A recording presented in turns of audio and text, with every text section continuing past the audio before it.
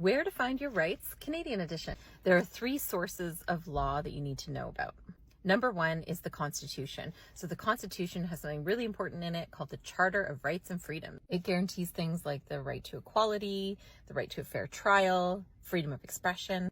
So really important, very hierarchical. So it is something that all levels of government have to follow and all laws have to be compliant with. Beyond that, we have what's called statutes. Statutes are basically government-made law. So legislation that is passed, acts that you hear of, all of that is statute. It's written down law, and it's also law that has to be followed. Finally, we have something very important that a lot of people don't pay attention to because you just don't know about it, which is the common law. And the common law is the judge-made law that evolves and grows over time and helps the law to keep in step with societal norms and issues.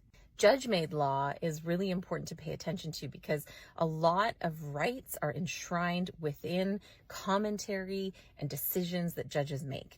And that is sort of their way of interpreting the written down law, that statute law. So when we talk about employment and human rights law, which is what I do all day long, we have to think about both of those laws in step with each other. The statute law, that written down law, and the common law. Because, for example, when you think, oh, when I'm terminated, I'm owed whatever the Employment Standards Act says, which is our statute, you are, but you're probably owed a whole lot more because of what the judges have decided. So remember, there are those 3 levels of law. Follow along for more.